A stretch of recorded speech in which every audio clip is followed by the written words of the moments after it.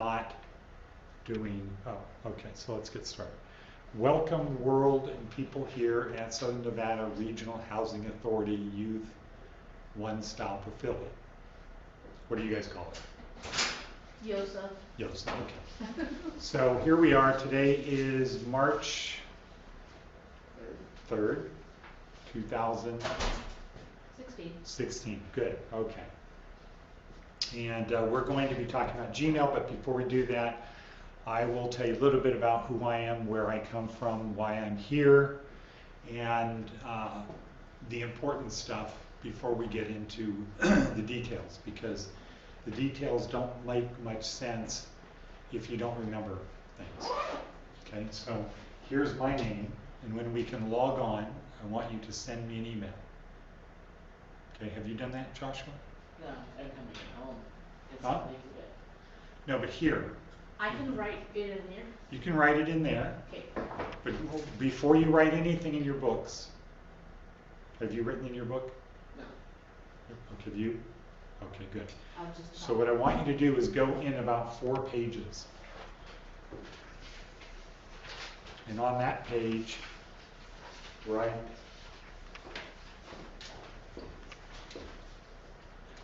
table of contents. Or you can just write contents. Okay. Americans are not taught really how to use notebooks. Europeans use notebooks a particular way because they want to go back and look at their notes. And they'll usually spend money for expensive journals, and they'll have a new journal every year, and they'll update, and they can go back 20 years in the past and be able to see everything there. Hey, good morning. Come on, sorry about being late. That's all right. What's your name again? CJ. CJ, right. CJ from DTP, right? CJ from DTP. What's Okay. DTP? Downtown Project. Oh, yeah, okay. Here's your composition book. Appreciate it. So go in 4 pages. CJ, go into like page 4. Okay. Don't start at the top or at the front. Never write on the left-hand page in your book when you're taking notes. Okay, so when we're here now, or if you're on a YouTube video or something, only use the right-hand page of your book. Don't use the left-hand page.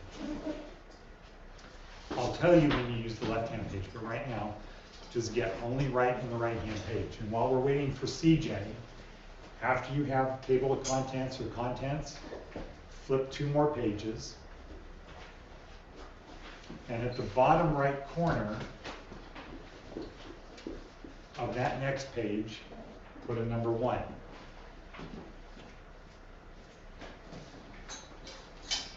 And then flip to the next page, lower right corner, put 3. And then do 5, 7, 9, 11, 13, 15, 21. Okay. So for you, you're in about page 4? Yes, sir. Okay, on your right-hand page, put contents.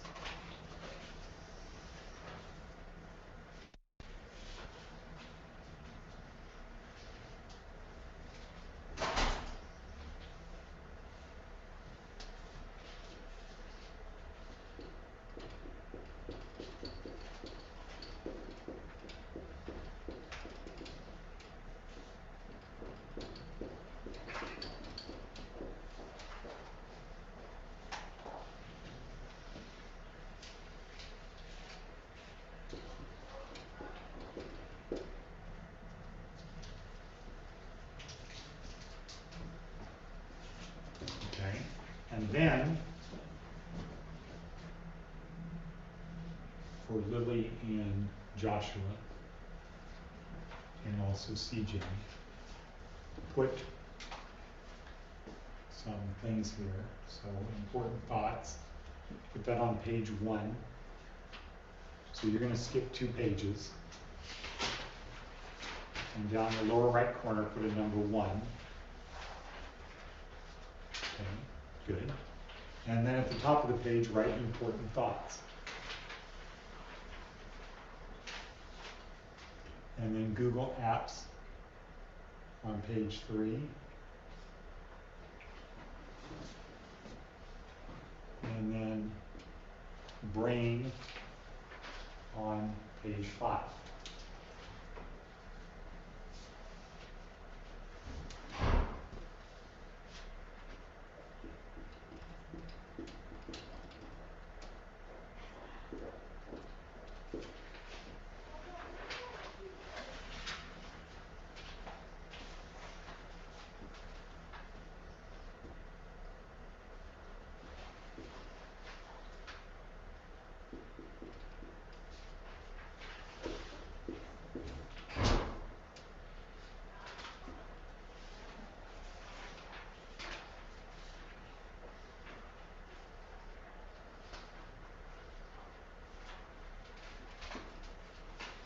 So, this class is to teach us how to be computer literate or savvy.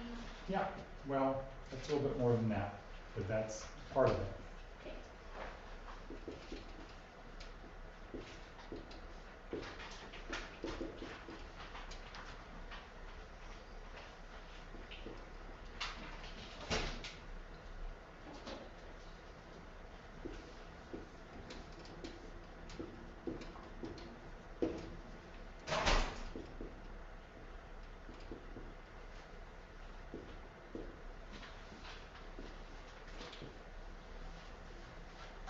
Okay, so do you have page 3 Google Apps? Okay, so on page 3, title it Google Apps, and you have Apps, page 7, and Gmail, page 9.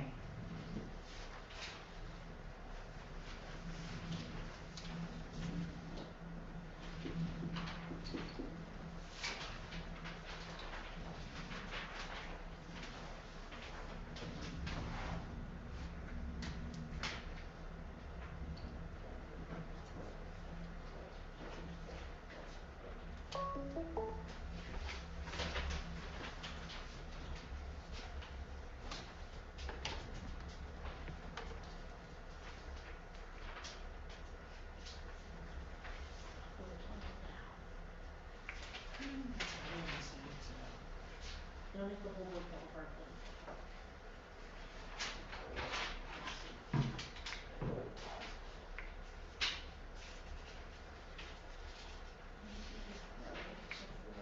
On this page, we're gonna use the contents. This fourth page. Yeah, after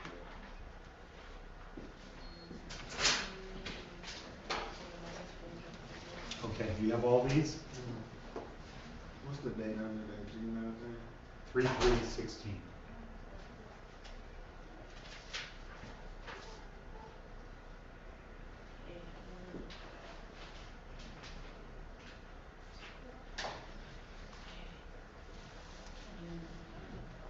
That's right.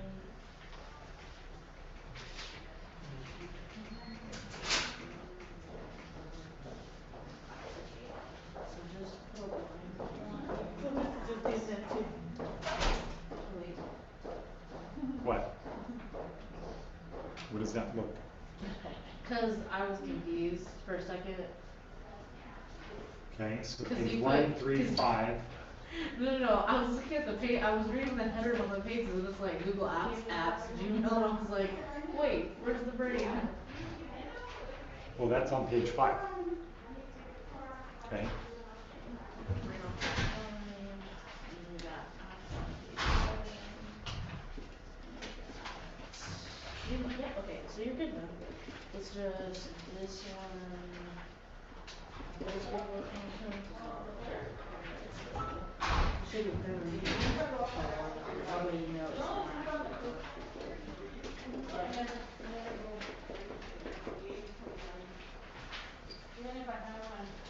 Okay, so here's how this works, so to your point. The idea is you keep this book, this is your reference manual for life. This is the kind of thing that you keep with you because you write stuff in it that you're going to need to remember. So right now we have 3 general categories: important thoughts, Google Apps, and the brain. there are 8 Google apps that we're going to learn. So you have a page that says Google Apps, and on that page it will list all of the apps. So in the future, if you say, oh, Google Maps, where do I go for maps? You go here and say, okay, well, my Google Apps table of contents is on page 3. You go to page 3, and then it'll say, you know, all of the different apps and what page Maps is on. And then you flip through. And the reason we only write in the lower left-hand corner is because with your book, you can do it sort of like shuffling a deck of cards to find a page. You know, once you have the numbers in the bottom right-hand corners, you just flip through and you can see the number. You don't need to write the even number on the left-hand side of the page, right? Because if I say go to page 18, what are you going to look for? You're going to look for 19 and know that page 18 is on the left-hand side of the page. Easy, right? Yes. So what this does is it helps us have our general categories, specific categories. So like at the school where I work, we have a page that's called TED Talks. You don't need to write this in your book, but we have a page called TED Talks, and then they have something like this, TED, and then the 32 TED Talks that we watch, they fill in and they put the page on there. So if they want to find any of the 32 TED Talks, you go to the table of contents. Oh, my sub-content page is on page whatever. I go to that, I look down the list, and it tells me where it is. So 20 years from now, if I said, oh, I saw that guy do a TED Talk, or I saw Nolan Bushnell do a TED Talk, I pull out my book, because I remember that book. I pull it out, I go to my contents, it says TED Talk. I go to the TED Talk page, and it tells me what page that thing is on. We aren't taught that with notepads, right? What do we do with notepads? Just keep writing and writing. You start in the front, you go to the back, right? You throw pages away.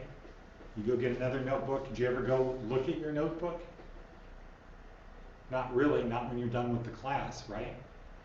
We really don't. So here in this country, we have 3-ring binders, right? So you can take stuff out, throw it away. We have the spiral bound things, so it's easy to rip pages out. Are these designed to rip pages out? No. No, this is designed to be permanent. And that's how they do it in Europe. People have a journal, and they have a record of their whole life. They'll have a new journal every year, nice hardcover bound things, and they'll think of it as, this is the history of my life for business or whatever, just important things. And at any time they can go back, they know they can go back and find out something important. We don't do that in this country. We don't do that. Even though we can do it on our smartphones, we just don't do it. So everybody has their book like this? Okay. So what I want to do now, What page is calendar on? no, we're not, that's just an example. Oh. So next week we might do calendar, and whatever page is the next open page in your book, you title it calendar. You come back to the Google Apps page, you write calendar, and you put whatever page it's in. And so you don't need to keep things in order.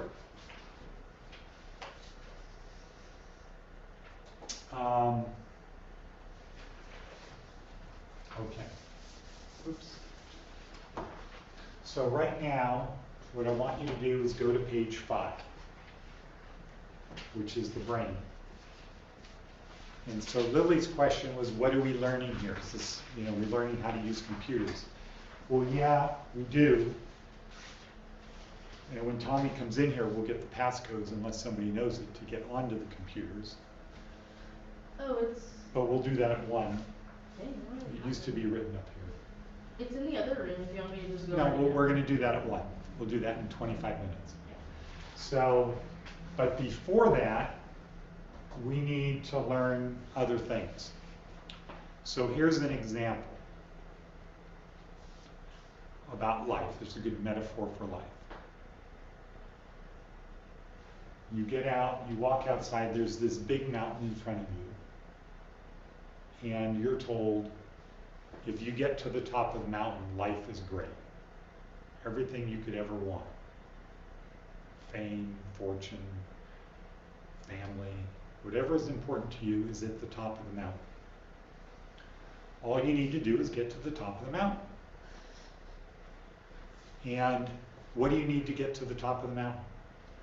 So it's a really big, steep, scary looking mountain. There's no path. There's no steps. You need the right kind of gear. Okay, shoes. so one thing you need is gear. Okay, Joshua, what's one thing you think you need? Gear.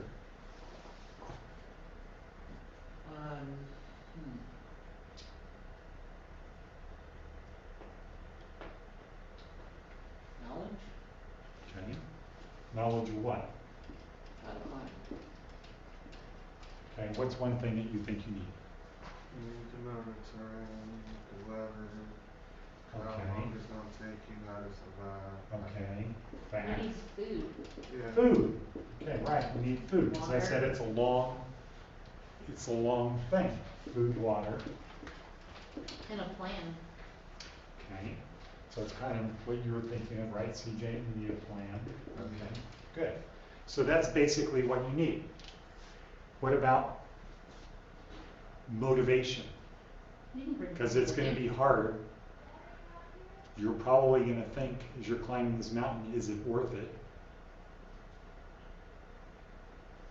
you. You can bring people with you. Well, that makes it easier, right? Let's focus on what you need. Because this is a really steep, scary mountain.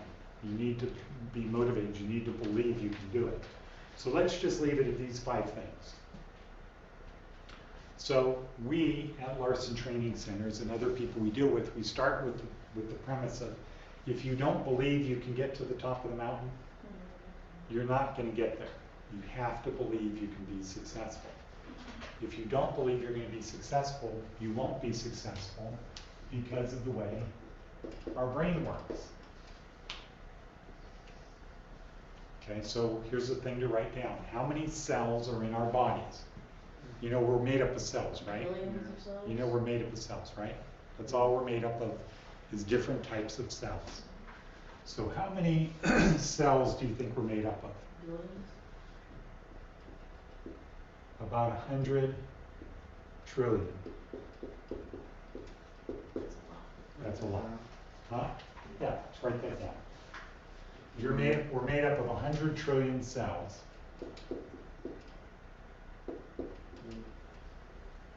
Just write what you wrote. Huh? Just write exactly what Yeah. Or something that helps you remember it. We're made up of about 100 trillion cells. These are like little robots. When they look at cells under a microscope, they're like little robot factory type things. They just do what they're programmed and created to do. That's all they do. And there's little things inside of the cells that when nutrients come in, they take the nutrients and they do things, and it's really cool. Now, Joshua, of these 100 trillion cells, how many of them know who you are?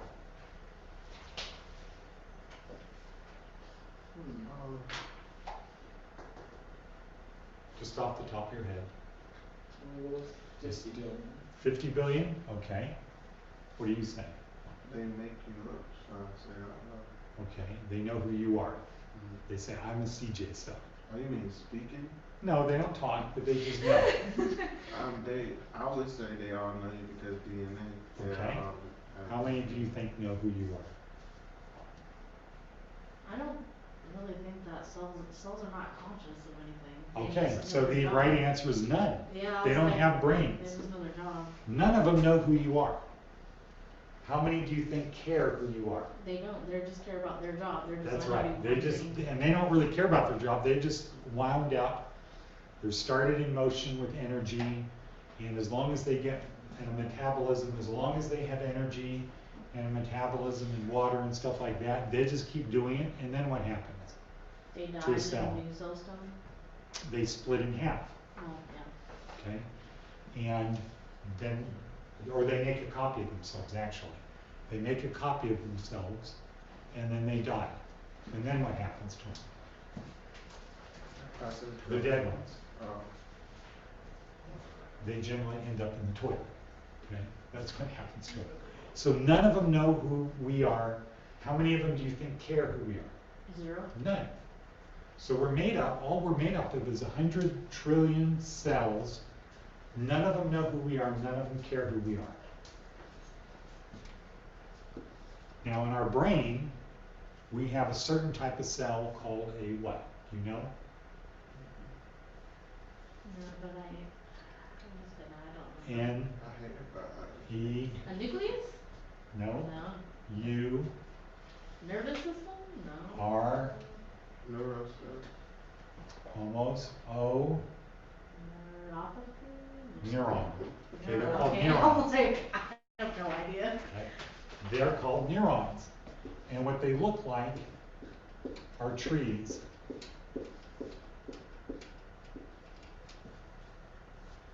And they have branches. But that's what they look like. They look like trees.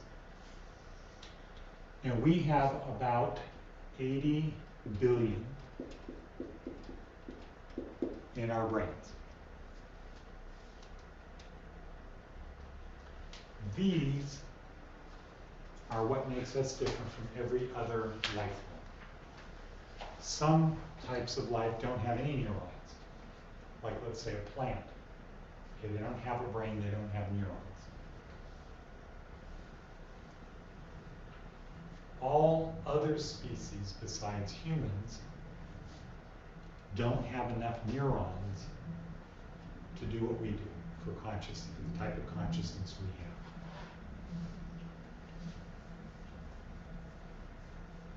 If you take the brain of the animal, the life form that's closest to human, and you dissect it and compare it to a human brain, there's nothing we have in our brains that they don't have. We don't have, for example, a special radio transmitter that can communicate with an invisible man in the sky. Okay, there's nothing in our brain that we have. We don't have it. We don't have any organs in our brains different than the chimpanzee, except our skulls are different, right? Than gorillas and chimpanzees. What's the difference in our skull? It's not elongated and it's something at the back, right? No. No? The front. Our foreheads go up. Well, If you look at a chimpanzee or a gorilla, they, right above their eyes, their heads start going back. Okay? Most of these 80, not most, a large number of the 80 billion neurons are in part of a brain called the cerebral cortex.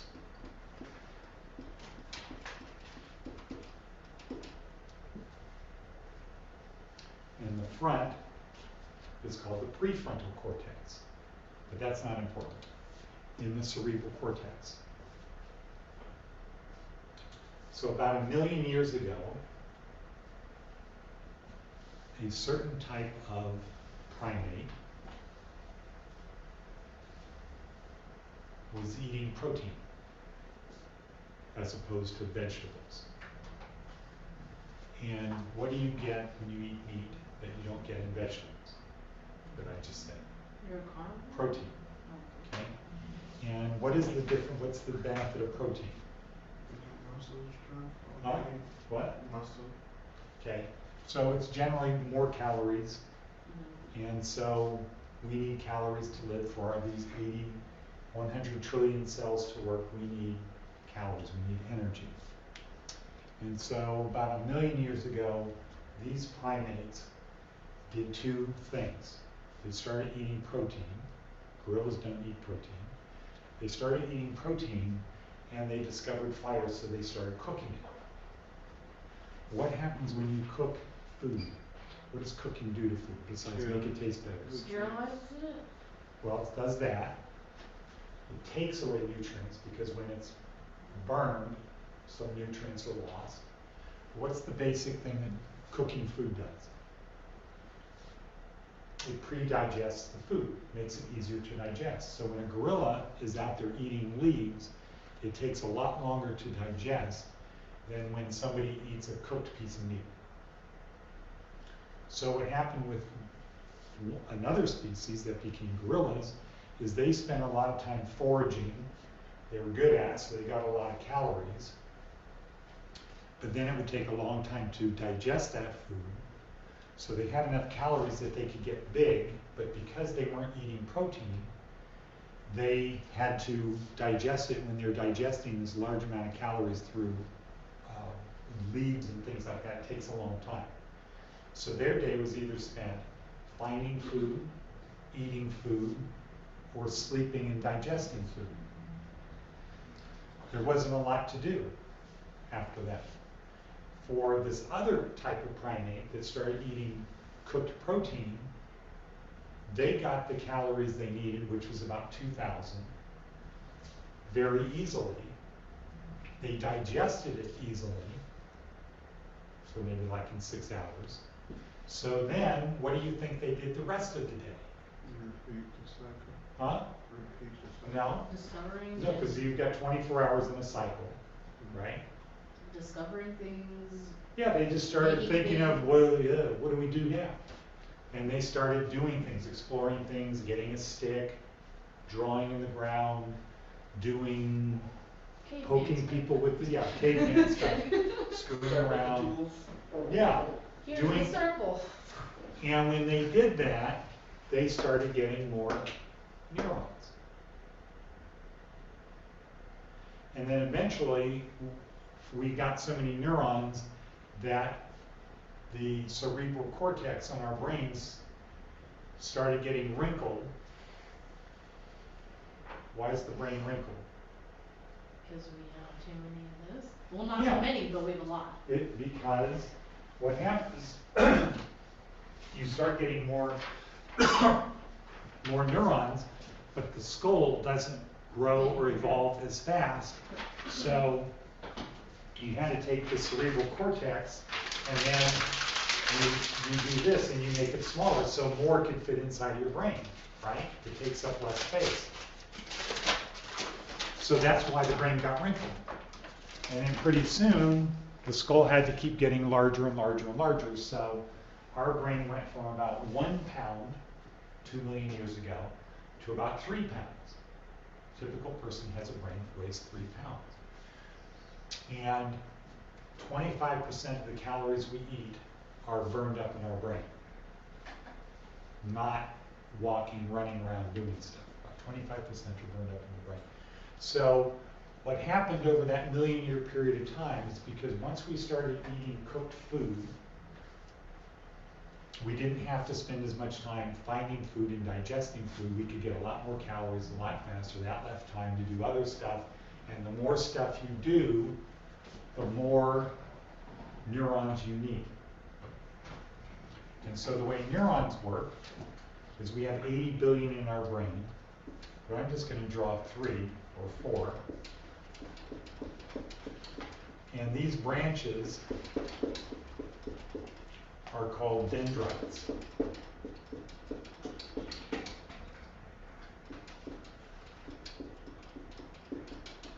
These are called dendrites.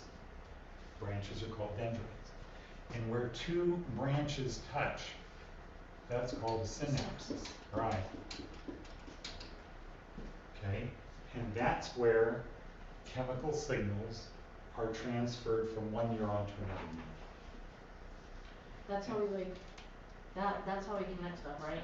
Huh? That's how we connect stuff, right? Like Connect? pen and paper together.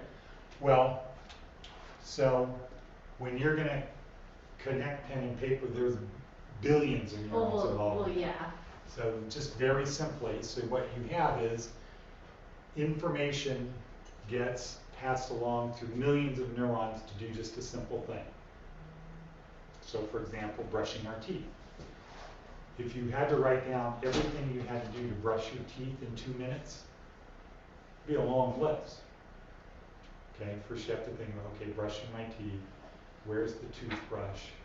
Is that the toothbrush? Yeah, that's the toothbrush. How do I get the toothbrush? Well, I have to tell my hand to go get the tooth. I mean, if you broke it down, it's hundreds of thousands of steps. Did I get that tooth? What about this? Oh, something feels weird back there. I gotta clean my toothbrush. You just go through this whole thing. Do I need to buy more toothpaste? All of these things happen automatically because doing them over and over again creates a pattern And every day you do it, you repeat that, and that neural pathway gets stronger. So think about driving a car. You drive? You drive? Sort of. I know how to drive. Okay. So do you drive? Okay. So when the first time you're told, okay, we're going out on the road, it's scary, right? Yes. Okay. It's very scary. 1 month later, how does it feel? You're A like, little bit easier. Okay. How get about in. 6 months later? Very. Oh, comfortable. Okay, you're not even paying attention anymore. Okay? 6 months, less than 6 months, but within 6 months of driving, You got it. you're able to, you don't even think about directional brake, how much, do I do these things? You're having a cheeseburger, you're talking to somebody next to you, you're texting on the phone at the same time. And if you're a woman, you're putting on makeup, right? I don't do that. Okay. I make Okay. sure I leave it before I leave the house. Okay, good. So, what happens is all of those things doing over and over again creates a neural network, and then we don't even have to think about it. It just becomes habit, it becomes routine. And so successful people want to have as much unimportant stuff as routine as possible. When they get up and when they wake up in the morning, they don't want to think in terms of what do I do? They want to be thinking of what am I going to be doing 6 hours from now? Or I've got this meeting 6 hours from now, or I have a presentation 6 hours from now, or we're going to have customers in our store 6 hours from now. They want to be thinking about that. They want to be processing that in their brain, while the rest of their body is getting up, getting in the shower, doing what they do, doing this, shaving, putting your clothes on, having breakfast, and getting to work, and then now you're thinking about what's going on in front of you. That's what successful people do. So, for example, Einstein, he had all the same clothes. He had like 5 sets, 8 white shirts, 4 pair of pants, same color socks, underwear, everything else. So he just got in the morning, he got dressed. He didn't spend time thinking about what do I want to wear today? What do people are going to think of me if I would choose that outfit instead of that outfit? He didn't care. He didn't care. Right. And because he wasn't spending time thinking on that, he was able to think about important stuff. So we have these 80 billion neurons that look like trees, and what they do connects. The problem is our brains are not designed to store information. They're designed to process information. And we only store important stuff. So for example, when I came in the lobby, what was the first thing I said?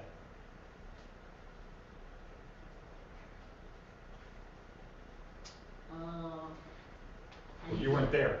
I need to get back there? I don't No, know. you weren't there. I don't That know. I said to Joshua. No, I didn't say that. I said, are you the only one here? And what did you say?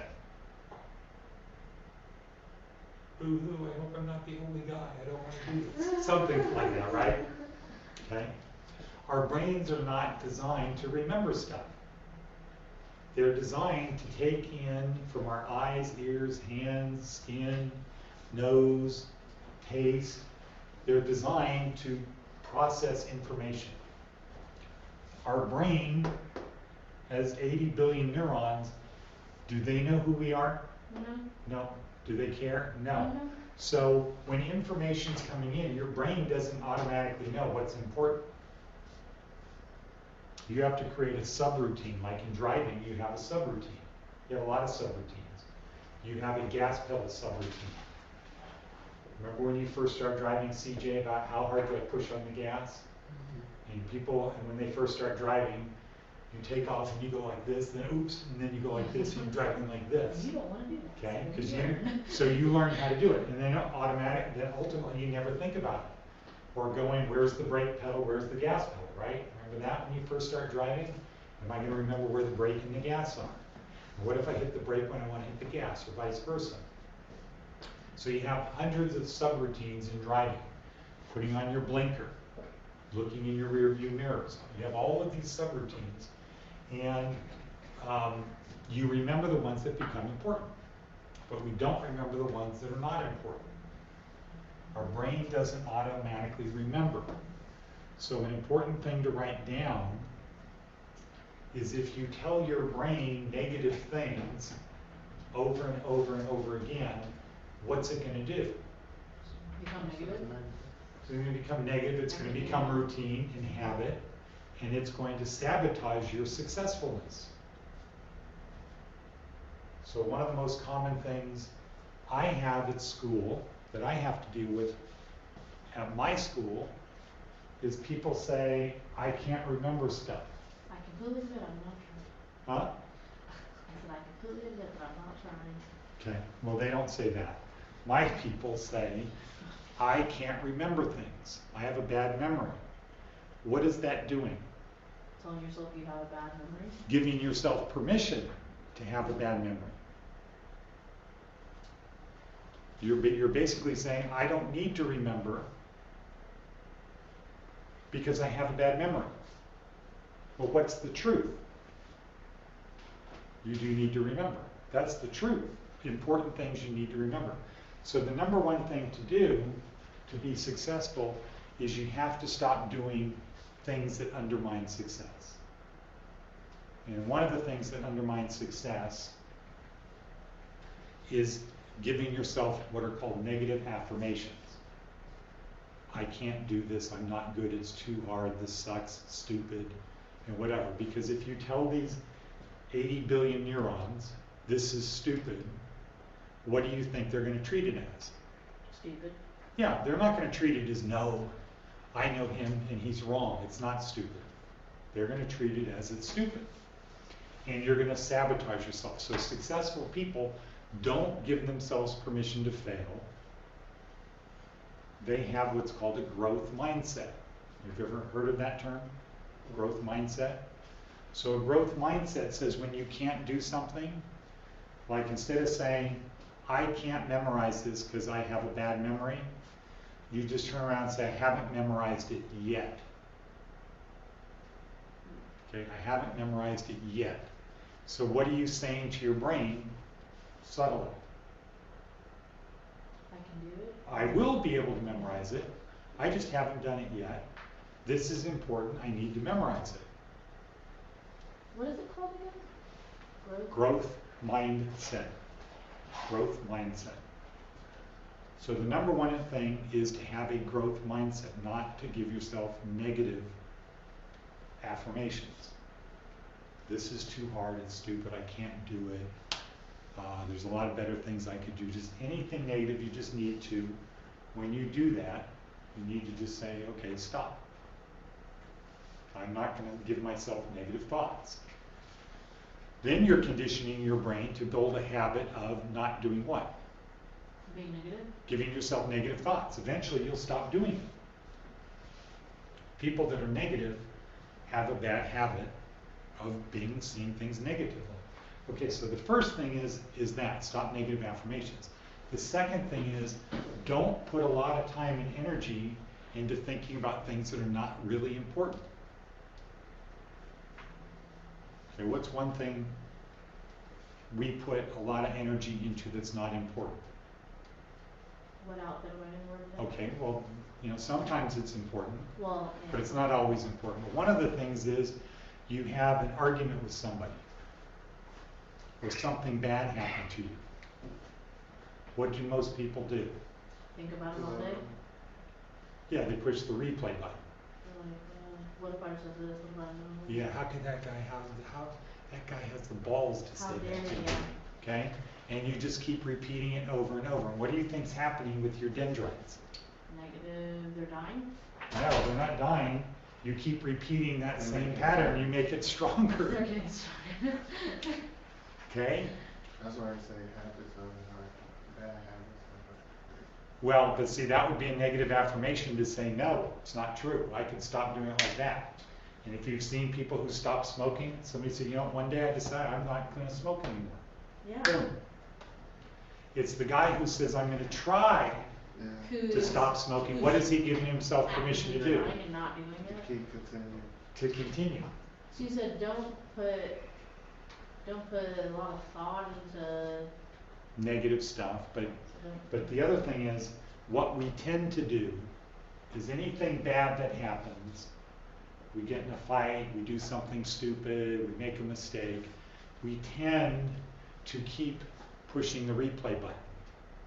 You get in a fight with your girlfriend, 2 hours later, you're still reliving that in your brain. Why? Because that's what we do. Because nobody has said, don't do that. You don't learn in school this kind of stuff in school. We learn mostly from our parents. So if we see our parents doing that, that's normal. So if people don't do this, then what does that make them? Cause like, I only do it sometimes. Well, what you want to do is you want to focus on the future. If you don't do that, but you're thinking about what am I going to wear, or if you're thinking about what do people think of me, Yeah. okay, that's a different form of not productive stuff. Successful people, people like Nolan Bush now, are always thinking of what's my next project? What am I going to do tomorrow? How do I make this thing successful? They don't dwell on the past. They don't imagine particular things in the future that don't lead to success. Yeah, the founder dude, I don't remember what app it is, but he made some app. I was watching like the little convention when he was talking, he wear the same outfit. Who? I can't think of his name, but he wears the same outfit all year round. He says that allows him, he eats the same thing, he does most majority of What does Tony Hsieh do? the same thing, so get Okay. more productive. What does he look like? Throughout the day, yeah, basic, like, T-shirt, yeah. jeans, And I start watching them because Short hair? it allows them to focus on a million The- other things. the important things. Yeah. Okay? That's what they do. It's all, everything comes down to these 80 billion neurons. If you put them to bad use, bad things are going to happen. And it's about repetition. It's about building strong neural networks in these things. So think about somebody shooting basketball. Do you play basketball? Yeah. You? Um, You have? Okay. So, guys that are NBA players, you give them the ball and you say shoot, and their muscle memory is really in your brain. Okay, it's your brain saying, okay, here's exactly what you do. And if you watch a movie and you take shot, shot, shot, and you overlay them, everything is the same. But the reason they're in the NBA is because if you move 2 feet this way, they are able to, with their eyes, to recalculate, how do I do this from here? And if you move here, they can recalculate automatically without thinking about it. It's just habit. So I think about 20 years ago, Nestle Crunch, what's Nestle Crunch? Candy bar. No, I think it was, wasn't Nestle Crunch, it was not Skittles, but, no, it's a crunchy, maybe it was Kit Kat. So Larry Bird is shooting from the free throw line. Larry Bird might have had the record for the highest free throw shooting percentage. So he's shooting from the free throw line, and Michael Jordan is in the stands. And the scene is, okay, Larry, Michael is going to go crunch, and when he does that, you're going to miss. Except what happened? He made it. He couldn't miss. They had to keep redoing it because they said, you're supposed to miss. He said, I'm trying to miss. But because he had practiced doing it so many times, his brain and everything was so configured, it was hard for him to override the thing. It used to be that Tiger Woods, golfer, never missed a putt from within 5 feet. Never, ever, ever. Years. Never missed a putt from within 5 feet. Didn't matter if it was 4 feet 11 inches, 4 feet 10 3/4 inches, uphill to the left. He didn't miss a putt because he practiced putting 1,000 balls a day, and it became muscle memory. His brain wasn't thinking about the putt. His brain was silent. He was just focused letting him do what he'd practiced 1,000 times to do. Then what happened to Tiger Woods? And then Start became bad. And What happened to Tiger Woods? What happened? What when was the he- thing that happened? when he had all that drama with his wife Exactly. and all that stuff, he So started then- missing. Why? Why was he missing? He was replaying He was over. pushing the replay button of all of this stuff, and you start to think in terms of, what if I miss? There's very few athletes who don't allow their outside life to dictate their work. Correct.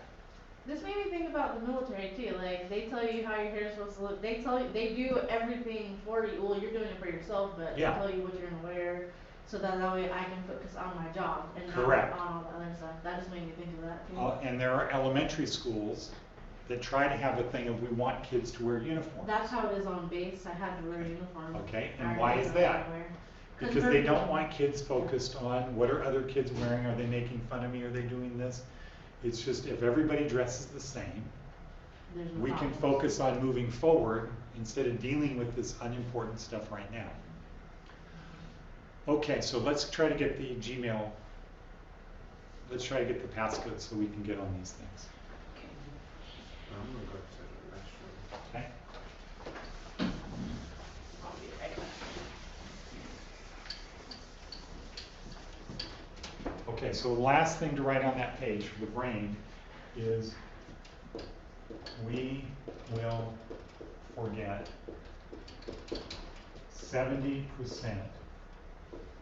of what we learn if we don't review within 24 hours.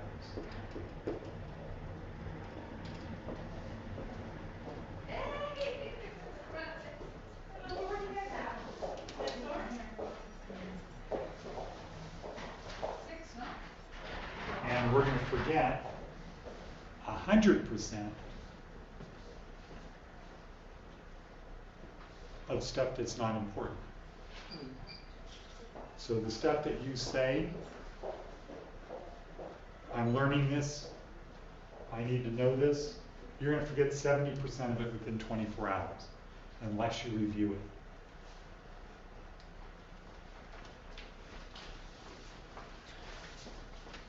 Okay. Sorry if you can't read that. Not legible.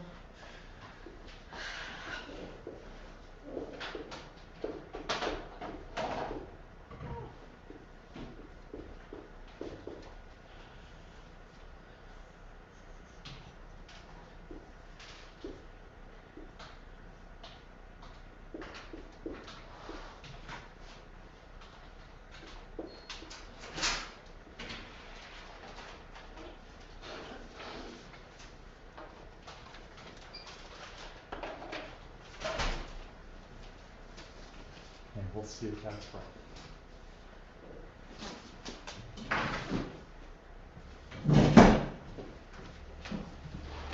It's working on my computer. Good.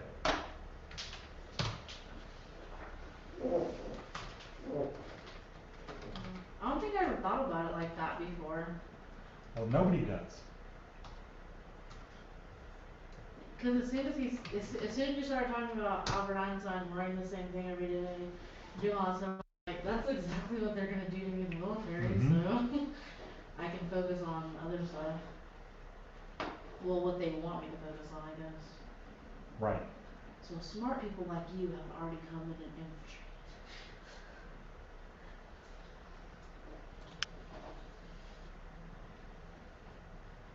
Okay, so are you on, or are you just at this point? I'm not that one. That. Oh no, I'm on now. It takes a while for it to load. Well, not a while. Okay, so go to your main Gmail account.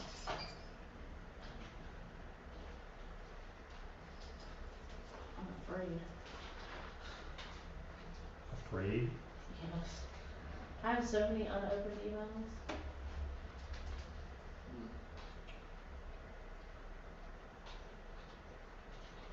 And if you haven't done it yet, send an email to me at that address, edward@larsontrainingcenters.com.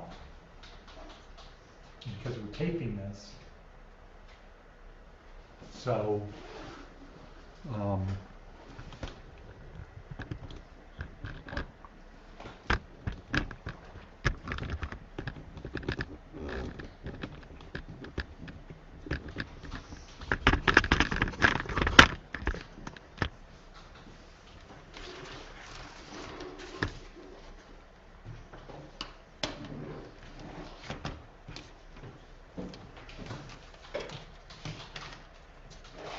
okay, so CJ, the login information's up there. Now I want you to go to Google Chrome. Don't go to Internet Explorer. If you're on Internet Explorer, If I'm on there, you want me to get off? yeah, get off. Once you send the email, then go to Chrome. Okay. What would you like the email to contain? Just say hi, just whatever, because I just need to get your email address so that I can make I sure see. that you have a copy.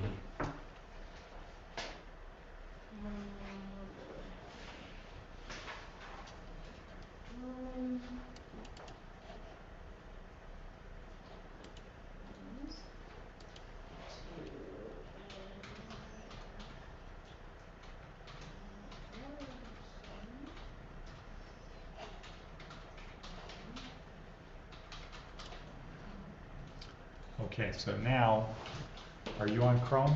Not yet. How about you? Almost. Okay. Still loading. Okay, so we're a little bit behind. So you might write these things down in your book, these steps. Okay. Okay. So try to be able to see my screen. So first I'm going to load Chrome.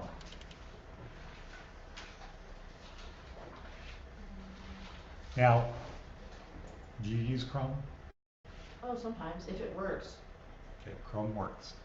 How about you, CJ? I Chrome or IE? like Chrome. I don't like it. Okay, so you should always use Chrome. It doesn't matter if Firefox is more secure. I'm not trying to keep James Bond out. Now, when you do it, the first thing that you're going to see over here on the right is who's signed in. This one says Desmond. So you go click on the 3 parallel bars and go to Settings. And we want to disconnect that other person's account.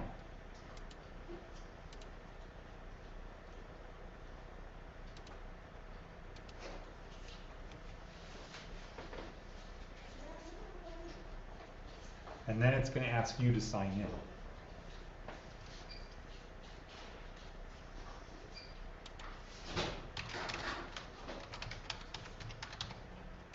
And so you sign in with your Gmail account.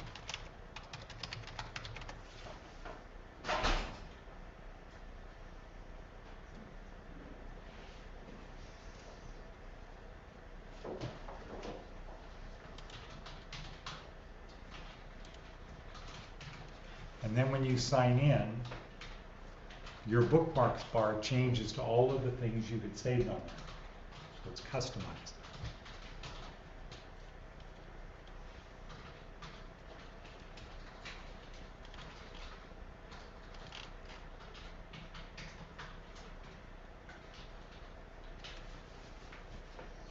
And it's going to start loading apps.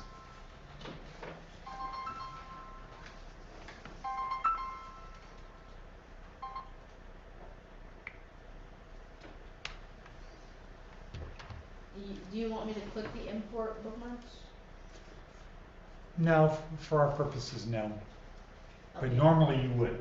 Because nothing's coming up on mine. Well, everything already came up for me. Huh? I already have everything done.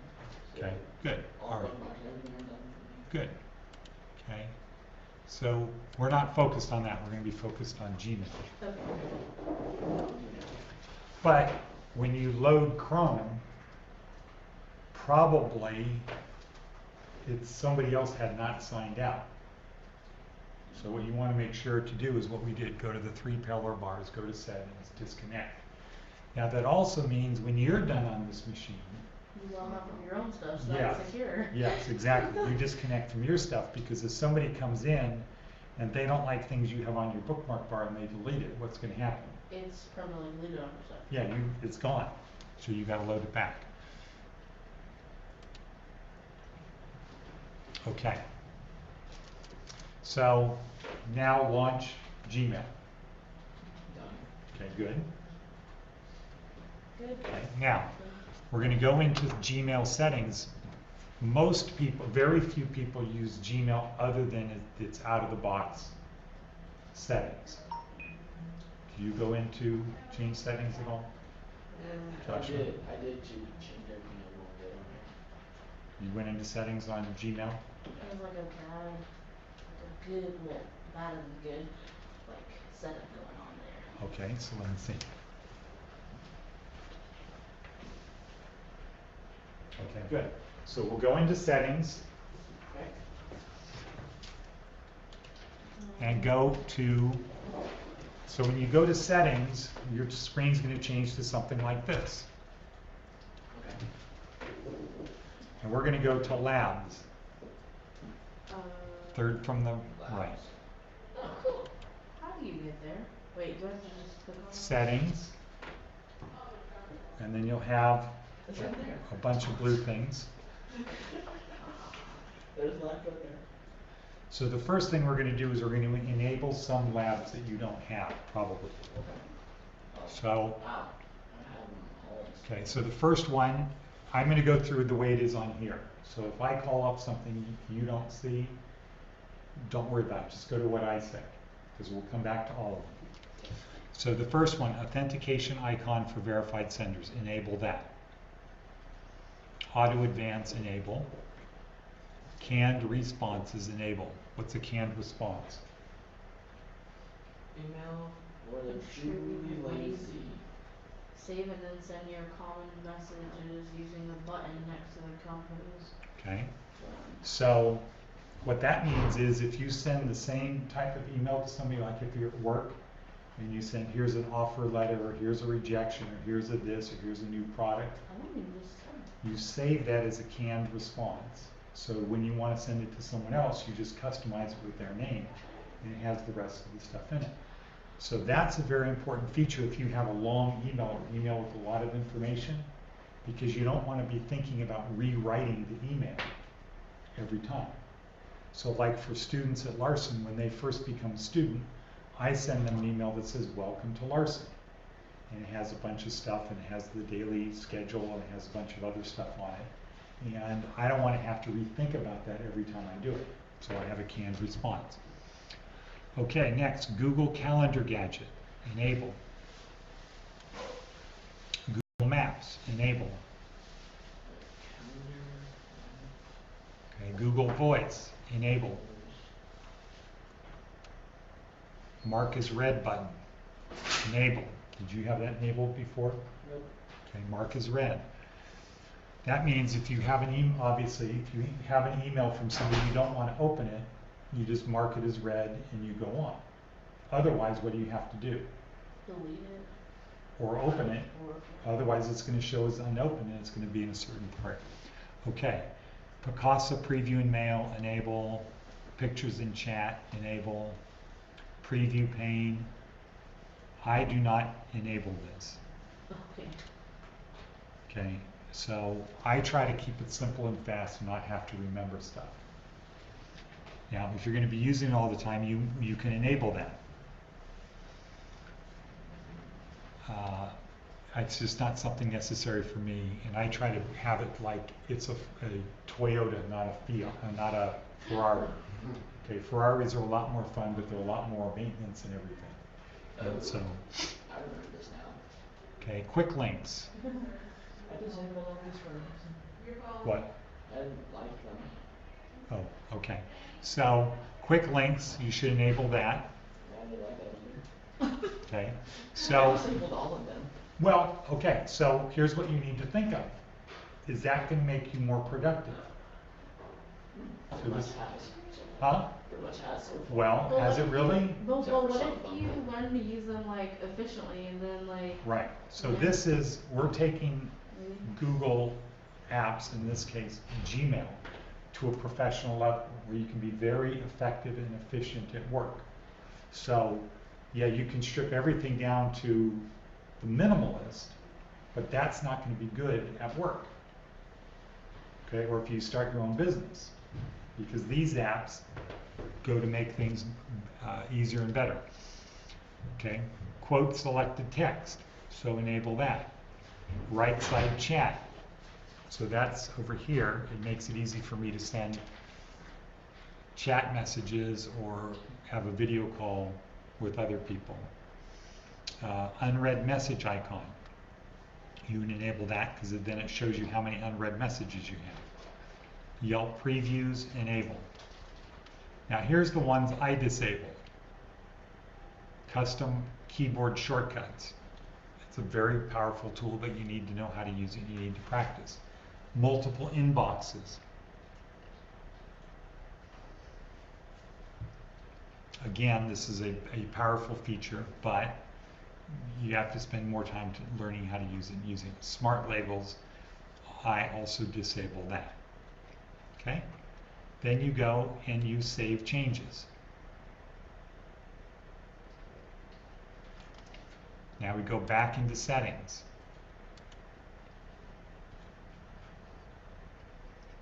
When you have your computer at home, you would go to, let's just click right now, offline.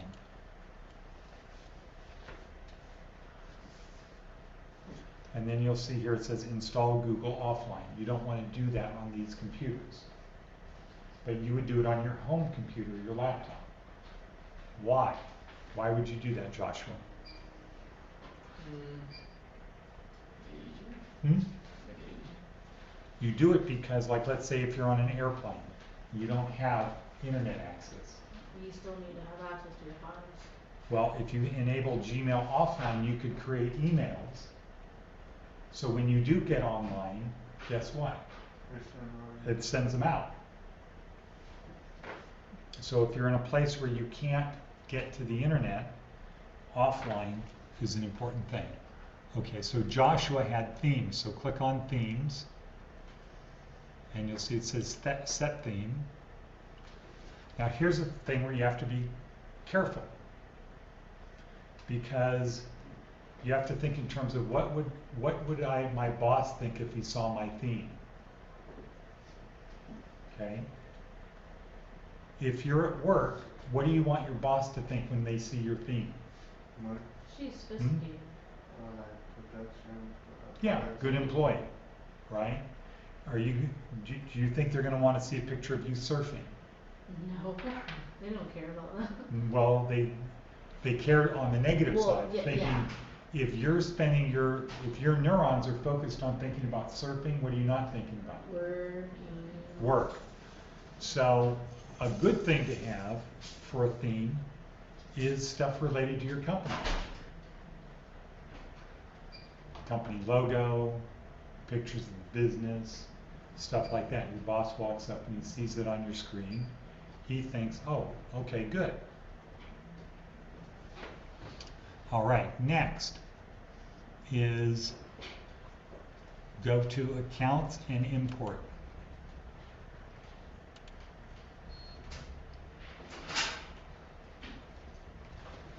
And this is going to be probably the most important one for work. So it's send mail ads.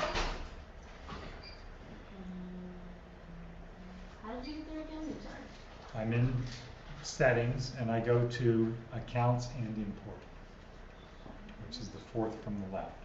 Accounts and imports.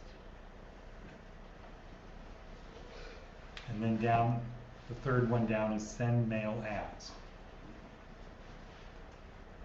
What does this enable you to do? What would you say, Joshua?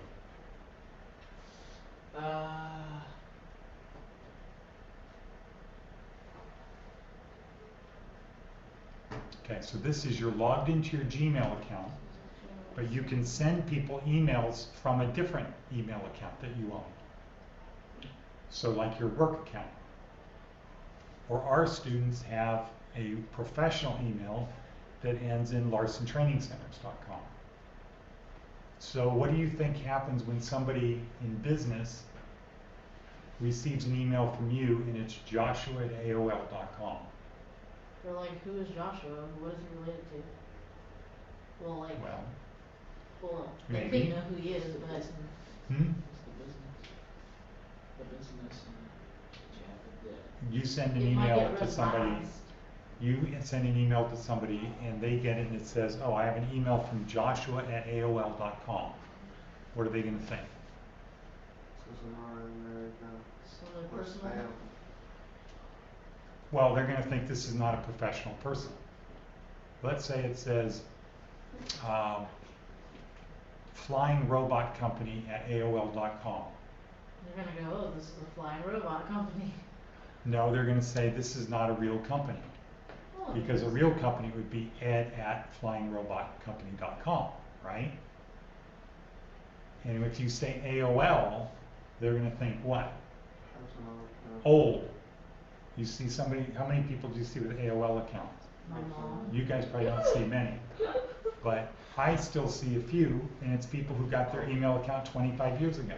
Yeah. And they say, yeah, I've had the same email for 25 years. And I say, wow, me, that's like driving the same car for 25 years, wearing the same clothes for 25 years.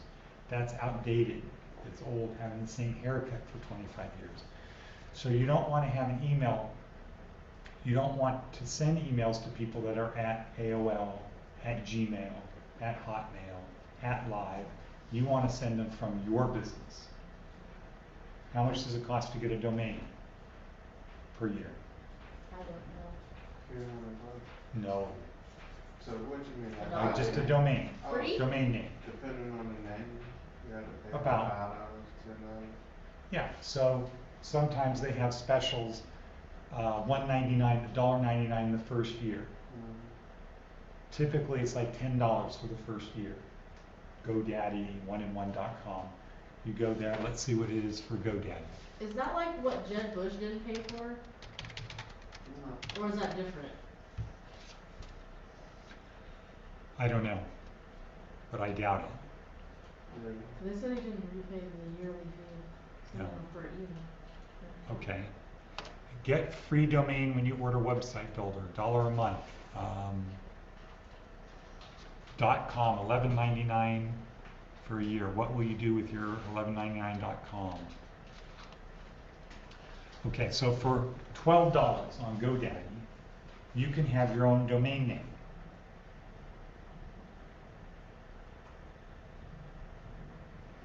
Do you think that's a good investment in yourself? Business, yeah. Yes. It shows you as professional. So you would take your GoDaddy name, or your whatever, whoever your hosting service was, domain name provider, and what you would do is you set up in Gmail that you can send and receive email from that account. So if somebody sends an email to you at flyingrobots.com, you don't have to log into flyingrobots.com, you just log into your Gmail account. So when you're sending that email, it gives you the option to send it as that or Okay. send it as your So personal? I'll give you an example. So I'm going to change this account to my account. So I'm going to add an account.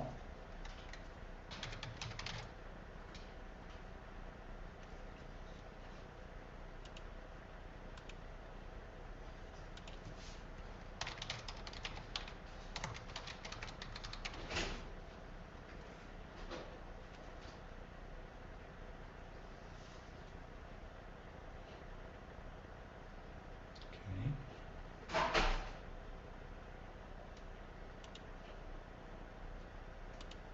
So I'm going to go into settings. I'm going to go to accounts and here's all the different emails I can send as 1, 2, 3, 4, 5, 6, 7, 8, 9, 10, 11. So let's say I'm going to go and I'm going to write an email. I click compose. And so here's how I change who the email's from. it says from, to the left of my name, to the right of my name is a down arrow, and it lets me choose any one of these that I want to send it. So watch my signature over here. I'm going to send it from this one, Edward at Larson Training Centers. Now my signature changed, Edward, Director of Education, Larson Training Centers, right? See that? Let's say, well, I don't want to send it from that. I want to send it from Chow Tuti. I do that, and now what happened? My signature changed. So I can send emails if I'm a member of this club, or I'm this, or I'm that, or whatever I am. From my one Gmail account, I can receive all my emails and I can send. So let's say I'm doing something with the magazine and I send something to a potential advertiser. Hey, advertise with us. And it's let's say the email I sent him was chowtutipublishing@gmail.com. Does that seem professional? No. Ed@chowtutipublishing.com would be professional, right? But what if I sent it to him as ed@larsontrainingcenter.com? Right. Goofy, that doesn't make sense. Yeah.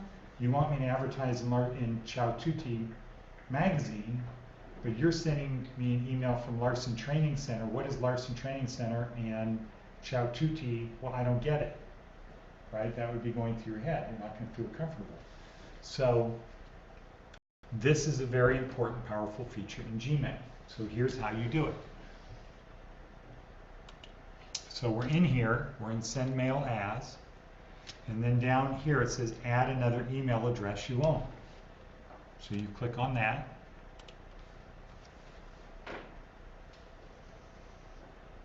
This pops up. You put in whatever name you want to display, and then it says the email address you own. So you would do one of your other email addresses.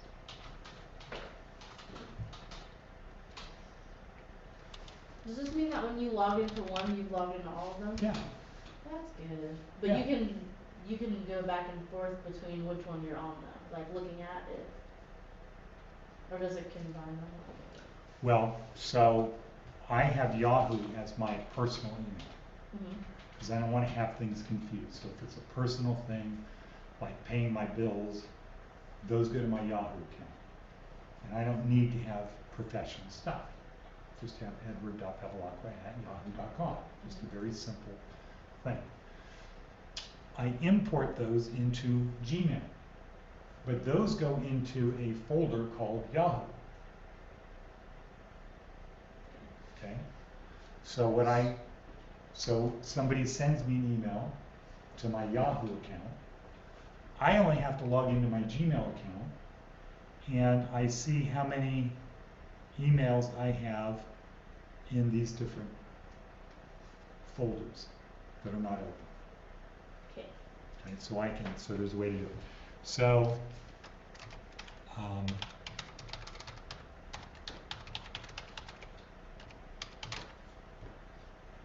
okay, so the first step I did is I put in my information, I put in the email account I own. Now here's where I have to have some configuration stuff. And you can find this out on Gmail, but I have to put in, basically, I have to give Google the information where they can automatically log on to my other account. So it needs the SMTP account, what port, my username, password, and then you say add account, and it says, okay, we're going to send you an email to the account you own so that nobody else can hijack your account. We're going to send an email to your account. There's going to be a verification number in there. Copy that number into the spot, and then we know that it's your account. And then you're good to go. But then what happens is you get to choose which one of your email accounts you want as your default account. So in other words, if you don't specify where it's coming from, it's always going to come from that account. Okay, instead of your Gmail. So for me, my default account is my Chow Tuti Publishing account. Okay? So now let's look at another thing up here called under General. Go to the tab called General. It's the first one.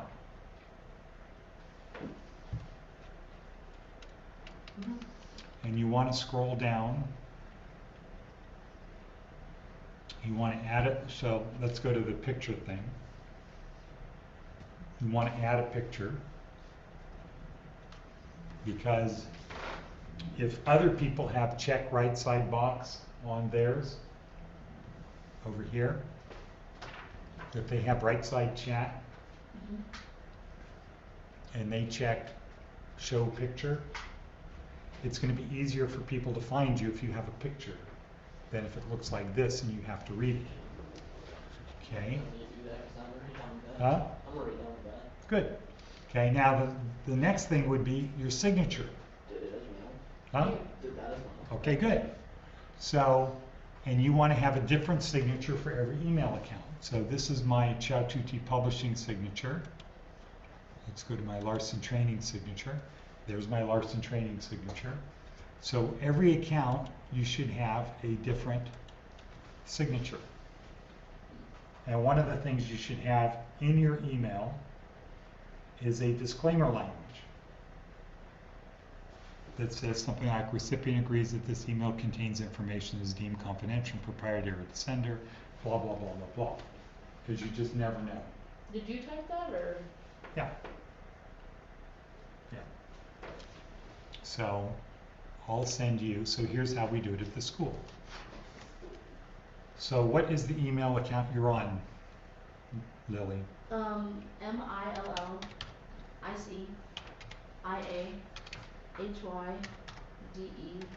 MILLICIHYDE@gmail.com. Okay. There it And is. I sent like an email to you. okay, what is Yeah, it? What is your email? As in Wolf 177. Huh? AZIMWolf177 azimwolf@gmail.com. Right? Okay, what's your CJ? CJAKAMELO@gmail.com. And then I got another one for business, but I'm not really using it. Okay, we're just going to do this. Hey. Just tomorrow or Wednesday. Okay, sure. Me? I Okay. need to bring my stuff. Just yourself. Okay, so now I just sent you three an email. Got it? Go to your inbox.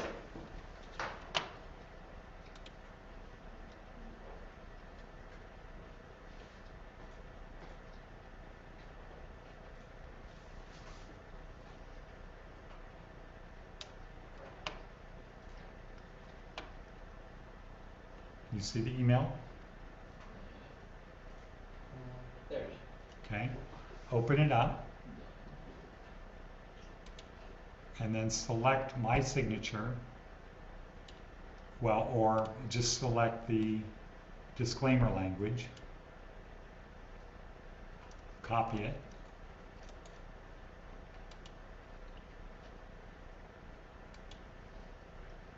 Go back into settings. Go to your signature. And paste that in below your signature.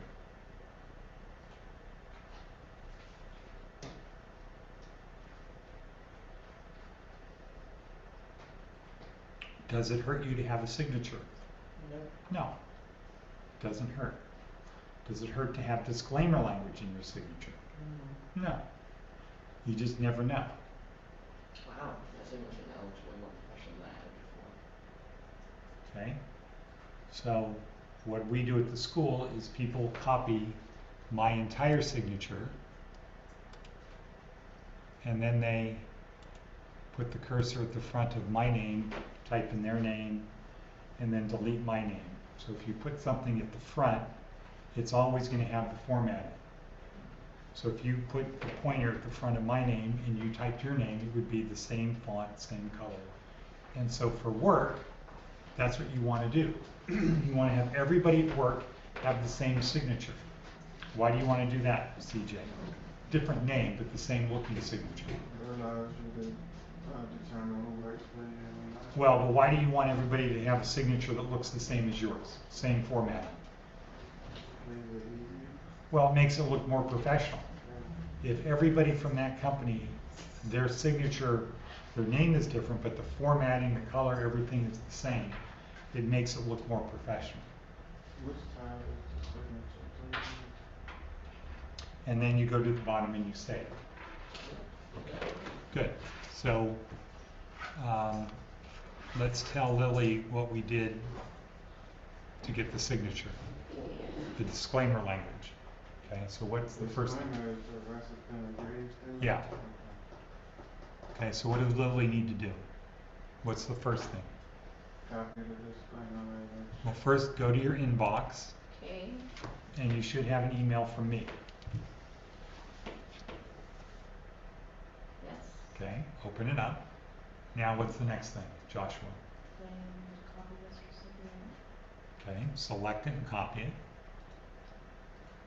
Now what? And go back to settings.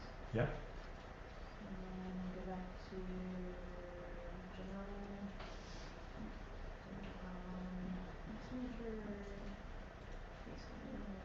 Signature. Good. Okay. Okay, save. Okay, good. Now, let's go back to your inbox. And I'm going to add you to my circle, my Google Plus circle for Southern Nevada Regional Housing. So I have you in the inbox. Here's the one from Joshua. If I hover over his name, what happens? A box pops up, right? His information pops up, yeah. I think I can't let's see that. Okay, so this is his information. I hover over add to circles, and then I'm going to add him to the Southern Nevada Regional Housing YOSA circle. What does that do? Okay. So when I hover over your name, Mm-hmm. do I put add an invite or do I put add to contact or emails? Okay, so when the box opens up, you want to add to a circle. It's not giving me that option. Okay. So when you hover over it,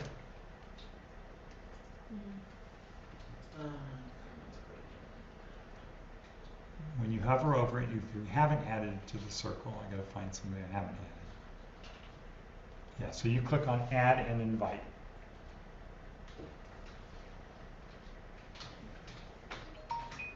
So you should create a new circle called YOSA. Yeah, I just Okay. put Southern Nevada Regional Okay? Housing. Whatever you want to do, that's what you do.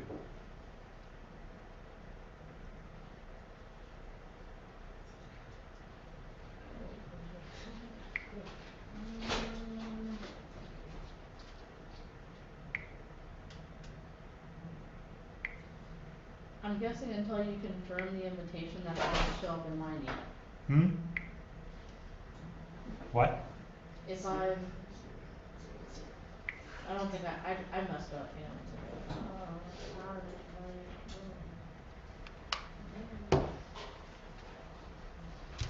Okay, so add to the circle.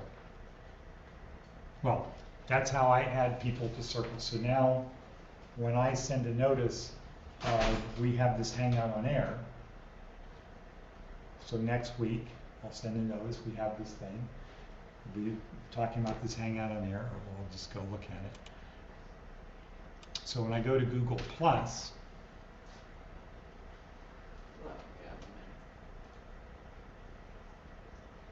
Google what? Google Plus, I don't even know what that is. it's like Facebook but better. Oh. Okay, so here's an event, Larson Business School at Southern Nevada Regional Housing. And here's the event, and then you can see this is being taped, right? Here's me today, and it says it's live. If I wanted to watch it, How do I get to plus? go to the 9 square grid, Okay. And just click on it? So up in your upper right, okay, so you see the 9 square grid, good. Google Plus. Oh, I see the live thing. Oh Hmm? my. Yeah. We're live. Ow. Okay, so let's go to hover over the home button and go to profile.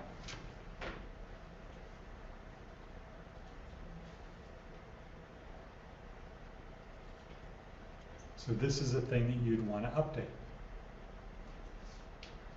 You have yours updated? Oh, yes, I do. Okay. How many followers do you have? 132. Okay. How many views? 83,000. Okay, that's a good What number. do you do? Just post stuff, that's it. Okay, so what do you are you on your page, your profile? Yeah. How many followers do you have? You might have more views than me. I know, I looked at this. Who, mine? Yeah, I listened. So, yeah, I looked at can yours. I do, I can only do this from a computer. I can't do this from my phone? There's a lot you can do from your phone. Okay, so what do you have, CJ? I'm gonna Mine's start It's got over updating a my million. phone. mine's keep having like a lot of other stuff popping up. I'm trying to get to it. So you're looking at mine? Yeah, you have Yeah. 1 million views. Yeah, over a million views. So the thing is, you want to I get only got about 55 people. 55 people. How many views? I don't really have nothing posted. Okay. So what this would say is you need to be doing more stuff. Today, it's about how many people can I get following me, and when I post something, how many people can I get to look at it? Yeah, that is true. I do need to set my social media. Yeah. But here's the important thing. You need to say important things, because if people see you're just posting goofy stuff, like I have students posting goofy stuff. I mean, depending on what type of crowd you're trying to reach. Well, agreed, but if it's goofy, it's goofy.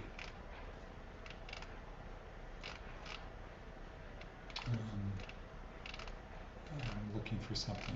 You know, I've got somebody that always posts religious stuff. Yeah, you got it. Okay. So Skateboards on. let's see. Let's go back into Gmail. And you hover over my name.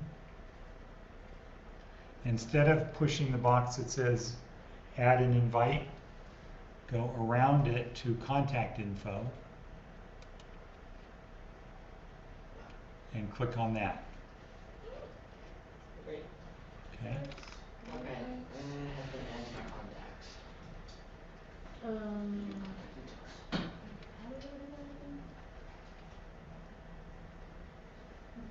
How do I do that? I'm That's being like serious. far ahead. Oh, this is amazing. Cause And I've then- never done this, so it's like trying to set it up on everything. I just keep pressing enter. Okay. I go to friends. I don't have any friends. Sad. Add by Okay, email. so here's what you do. You're in your inbox, right? No, I'm in Google Plus. Okay, go back to Gmail. Okay. Go to your Gmail tab. Okay. Okay, you're in your inbox, right? Yes. Okay. So hover over my name. Okay. And then, now in the lower left-hand corner, it says contact information. Mine just says add to contacts. Okay, so click add. Okay. Says added. Good. Now, typically the next thing you do is you add the person to a group. So I add you to the Southern Nevada Regional Housing Group. So that means if I want to send one email to everybody that's in that group, what do I have to do? Just put in the circle. Put them in the name of the group. If I want to send an email, I type in the name of the group. If I'm on Google Plus and I want to send something to them, so if I go over to Google Plus, and I want to post something,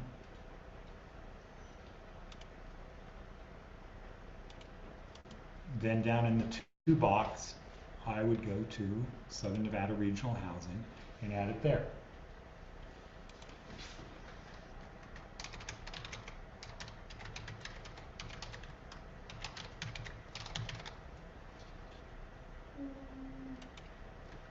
So I do that, I'd send a message.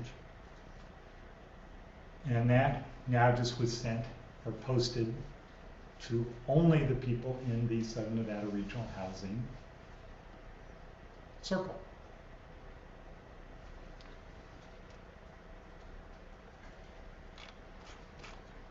Okay, but let's go back to our Gmail.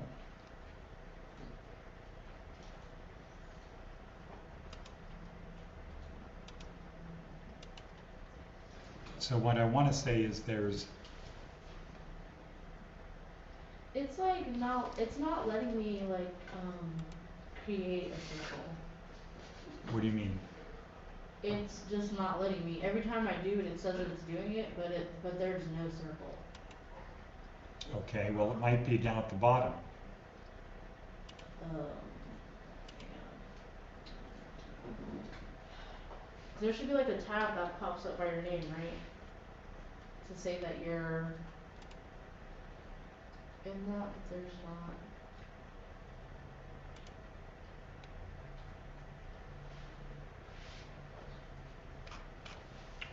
Okay, so you're in Google Plus, right? Mm-hmm. Okay, so you go to Home, you go to People, right?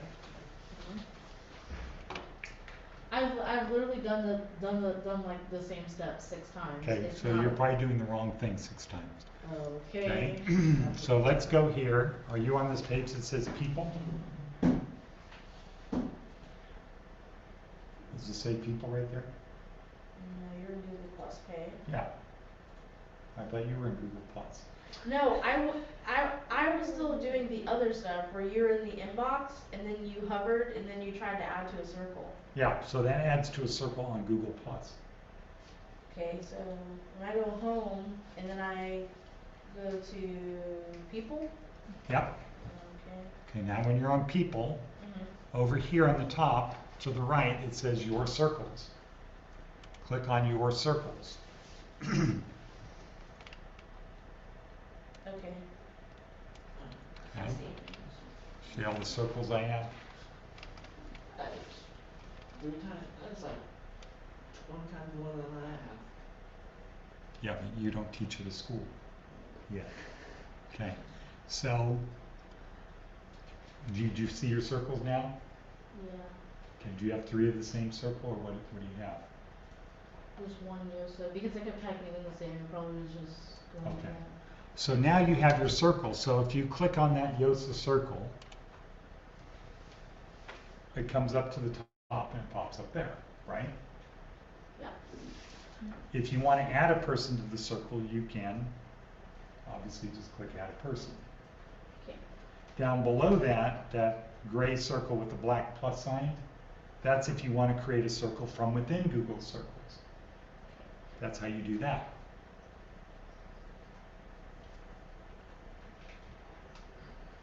Okay? All right, so we're just about out of time. What does anybody want to ask me, talk about, confusion? You pretty much clarified everything. I'm not confused anymore. Okay, And I so feel like I know what these people do. let me do a very quick recap. Gmail comes in a out-of-the-box state.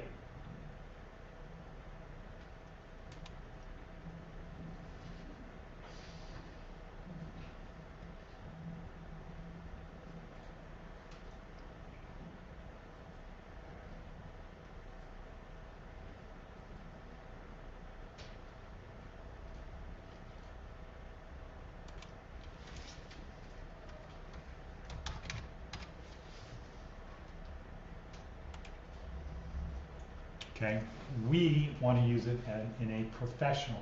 So there are things that you have to do to update it. And really the starting point is in labs. in settings and then in labs. And the purpose of those labs are to make it so you can do more stuff, you can be more productive. It's more things that you have to do, which could be why, for example, Joshua didn't like it, because you just want it to be simple, right? Right? That's why you disabled everything, okay? But for work purposes, what you want to do is you want to get paid more money, you want to do more, and you want to get paid more. So you don't want to go to work and say, well, you're only paying me $10 an hour, so you're only going to get $10 an hour. Because then what's going to happen? You're only gonna get $10. Yeah, they're going to say, well, you got to move first. If you give them $15 worth of value, and then say, I deserve a raise, a good company is going to say, sure, okay, that's reasonable because you're making us more money. So it's better to have for work purposes, it's better to have everything set up as professional. So one of the things we did was we went into settings. Another thing we talked about was offline usage, which is important because you don't always have internet today. Under display density for work, it should be under compact, not cozy, not comfortable. Now, if we go over here to the left and you hover over inbox and you click the down arrow, the best setting for work, the most productive setting is unread first. Most people leave it at default. And what happens on default? You just have one inbox, and if you didn't read something, it just keeps getting pushed down, down, down, down, down. If you have it so that your unread emails are on top, it forces you to do something with them. And one of the things you can do, since we set up one of the labs was unread, mark as read, you don't even have to open the emails. You can say by the title, okay, good, I'll just mark this read, and then I'll archive it. Okay. Another thing we did is we went and looked in settings on how to set up different accounts so that you have one Gmail account, all of your other emails come into that account, and you can send emails to everyone else from any of your accounts. And then we set up your signature so that you look professional, and we have a disclaimer statement on there. And also I said it's important, what you should do is have your signature, or not your signature, have a picture, have your picture in there so that other people that might have this set up as a professional, other people see your picture, and it's easier for them to get to you. Then we also made sure that we added everybody to our circles in Gmail and Google Plus and to our contact list. So the last thing we want to do is what? What's the last thing we want to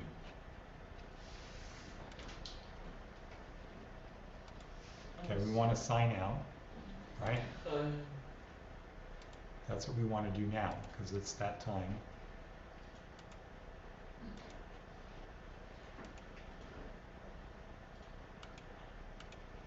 So how do you sign out of your Gmail?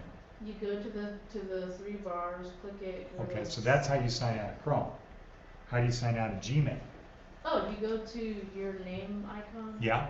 And then just hover over it, and then it'll give you the option to sign out. Okay, but you have to click it, not hover. Click, sign out.